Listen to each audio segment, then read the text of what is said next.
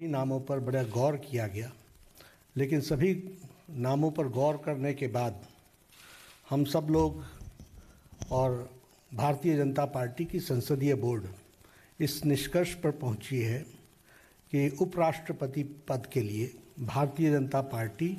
और एनडीए के प्रत्याशी के रूप में हमारे किसान पुत्र श्री जगदीप धनखड़ जी को हम उपराष्ट्रपति पद के लिए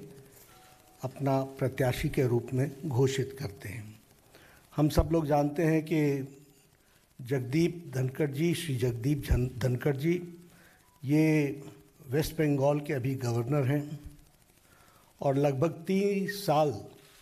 3 दशक तक सार्वजनिक जीवन में इन्होंने काम किया है। धनखड़ जी एक साधारण परिवार से, किसान पुत्र, एग्रेरियन परिवार से, किसान की भूमि से आते हुए अपने जीवन में सामाजिक और आर्थिक बाधाओं को पार करते हुए उन्होंने अपने जीवन में उच्च लक्ष्य को प्राप्त करने में और सामाजिक जीवन के रूप में देश की सेवा करने में कोई कसर नहीं छोड़ी है। जैसा मैंने बताया कि वो एक किसान परिवार को बिलोंग करते हैं और उनका लालन पालन झुंझुनू के एक डिस्ट्रिक्ट के गांव में वहाँ हुआ और गांव के स्कूल से पढ़ाई करते हुए उन्होंने सैनिक स्कूल चित्तौड़गढ़ से अपनी शिक्षा ली। बाद में वो राजस्थान यूनिवर्सिटी में फ़िज़िक्स की उन्होंने पढ़ाई की और साथ में एलएलबी किया। वह फर्स्ट जनरेशन के प्रोफेशनल हैं, यानी वकालत के रूप में वो फर्स्ट जनरेशन में वकील बने और बहुत ही कम समय में उन्होंने अपने आप को राजस्थान हाई कोर्ट में एक सक्षम वकील, एक प्रसिद्ध वकील के रूप में स्थापित किया और साथ ही साथ सुप्रीम कोर्ट में भी उन्होंने अपना नाम एक वकील के रूप में स्थापित किया। So he is a first generation lawyer, first generation professional और सार्वजनिक जीवन में आने से पहले वो एक प्रतिष्ठित वकील के रूप में उन्होंने अपने आप को स्थापित किया। वो सुप्रीम कोर्ट में वकील थे जब उन्होंने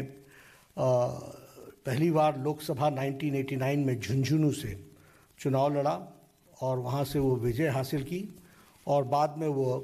1990 से लेकर के 1993 तक वह parliamentary affairs, minister of state for parliamentary affairs के मंत्री रहे और बाद में वो राजस्थान के किशनगढ़ कंस्टिट्यूएंसी अजमेर डिस्ट्रिक्ट से विधानसभा के भी सदस्य रहे और उनका एक लंबा एडमिनिस्ट्रेटिव एक्सपीरियंस रहा है। हम सब जानते हैं कि वो जुलाई महीने 2019 में उन्होंने राज्यपाल का पद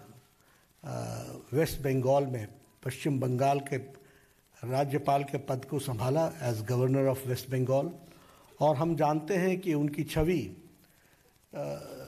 पीपल्स गवर्नर, लोगों के गवर्नर, लोगों के दिल पर राज करने वाले ऐसे शख्सियत के रूप में वो राज्यपाल के रूप में स्थापित हुए हैं